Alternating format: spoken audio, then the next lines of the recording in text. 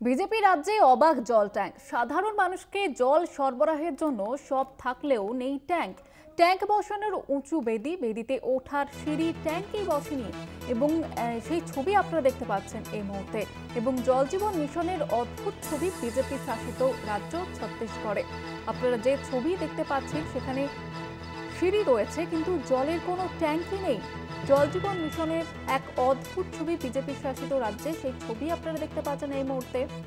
BJP শাসিত রাজ্যে অবাক জল ট্যাঙ্ক। সাধারণ মানুষকে জল সরবরাহের জন্য সব থাকলেও সেখানে জলের ট্যাঙ্কই নেই। সেখানে সিঁড়ি রয়েছে, উঁচু বেদি রয়েছে, উঁচু বেদিতে ওঠার জন্য সিঁড়ি রয়েছে, কিন্তু সেখানে কোনো রকমের ট্যাঙ্ক বসানোই হয়নি।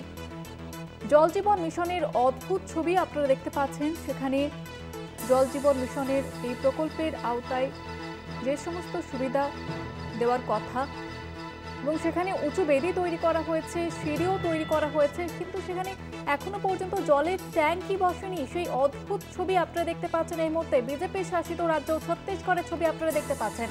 আর এ বিষয়ে আরো বিস্তারিতভাবে জানবো, নিউজরুম থেকে সরাসরি রয়েছেন আমাদের প্রতিনিধি নিমাই পান্ডা। নিমাইদা, ঠিক কি ছবি উঠে আসছে দেখতে পাচ্ছি যেখানে জল জীবন মিশনের, সেখানে সাধারণ মানুষ যারা সুবিধা ভোগ করবে, জল পাবে, তারা তাদের ঘরে ঘরে জল পৌঁছানোর কথা, সেখানে জলের ট্যাঙ্কই নেই। দেখো জুইতা, কেন্দ্রীয় সরকার তারা ঢালাও করে প্রচার করছেন যে গ্রামে গ্রামে প্রতি বাড়িতে জল পাঠিয়ে দেওয়ার যে প্রজেক্ট তারা নিয়েছেন তার নাম জল জীবন জল মিশন।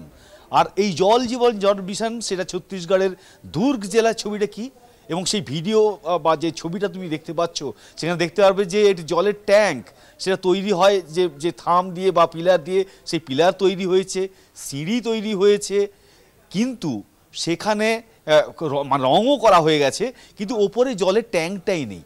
অর্থাৎ জল যেখান থেকে বাড়ি বাড়ি পৌঁছবে সেই জলের ট্যাঙ্কটাই নেই।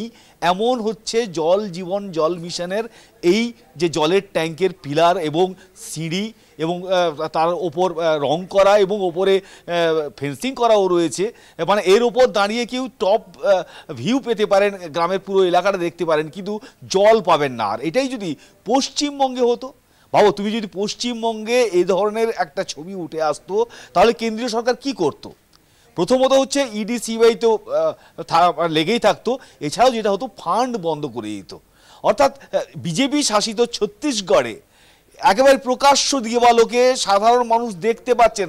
এই নয় যে মাটির তলার কোনো ঘটনা, মাটির ওপরে একেবারে মাথা উঁচু করে দাঁড়িয়ে রয়েছে জলের ট্যাঙ্ক, যে জলাধার যেখানে থাকবে সেই ট্যাঙ্কের থাম বা পিলার, সিঁড়ি এবং রং করা, উপরে ফেন্সিং করা, কিন্তু সেখানে জলের ট্যাঙ্কটাই নেই। আর পশ্চিমবঙ্গে এই ধরনের খুঁত ধরা পড়লে কেন্দ্রীয় সরকার রীতিমতো এই জল জীবন জল মিশন বন্ধই করে দিত, এ রাজ্যে একেবারেই ফান্ডটাই বন্ধ করে দিত। অথচ ছত্তিশগড়ে কিন্তু সেখানে একেবারেই কোনো রকম ইডি সিবিআইও হয়নি, কোনো তদন্তও হয়নি, এমনকি যে বরাদ্দ সেটা বন্ধ করা সেটা তো একেবারেই নয়। ফলে কী করে সম্ভব হয়? মানে মানুষকে ভুলভাবে অনেক রকম চেষ্টা করা হয় বোঝানো বা ভুল তাদের চালিত করার চেষ্টা করা হয়, কিন্তু জল জীবন জল মিশনের জন্য একটা 3 তলা 4 তলার সমান একটি টাওয়ার তৈরি হলো, অথচ তার উপরে জলের ট্যাঙ্ক নেই। এটা ভাবা যেতে পারে? জল জীবন জল মিশন তাহলে এই রাজ্যে বিজেপি শাসিত এই ছত্তিশগড়ে কারা দায়িত্ব পেয়েছেন, আর বিজেপি সরকার কেন্দ্রে তারা কি করছেন, তারা কি দেখতে পাচ্ছেন? ফলে এই শুধু পশ্চিমবঙ্গের ক্ষেত্রে যা ভাবে কেন্দ্রীয় সরকার, যেভাবে 100 দিনের কাজ থেকে শুরু করে বিভিন্ন প্রকল্পের টাকা আটকে দেওয়া হয়, কিন্তু এখানে এই ধরনের অদ্ভুত ছবি, এই ছবি ভাবা যায় না যে 2025 সালে মানুষকে ভাওতা দেওয়া হচ্ছে এভাবে যে একটি 4 তলা সমান একটি পিলার দাঁড় করিয়ে তাতে সিঁড়ি বানিয়ে দেওয়া হলো, রং করে দেওয়া হলো, উপরে জলের ট্যাঙ্কটাই দেওয়া হলো না। জলটা আসবে কোথা থেকে? মানে এটা অকল্পনীয় ঘটনা এবং মারাত্মক ঘটনা, শুধু কল্পনার বাইরে বলা থেকে বড় কথা, এটা মারাত্মক ঘটনা।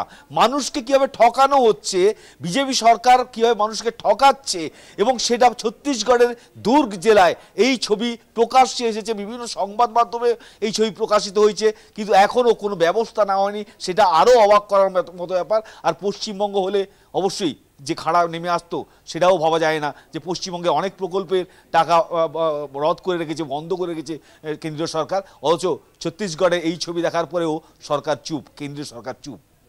একেবারে ধন্যবাদ জানাবো নিমাইদা। আমাদের সঙ্গে নিউজরুম থেকে সরাসরি ছিলেন আমাদের প্রতিনিধি নিমাই পান্ডা। বিজেপি শাসিত রাজ্যে অবাক জল ট্যাঙ্ক, সেই ছবি আপনারা দেখতে পাচ্ছেন। সেখানে জল সরবরাহের জন্য সব রকমের ব্যবস্থা করা হলো, জলের ট্যাঙ্কই বসেনি এখনো পর্যন্ত।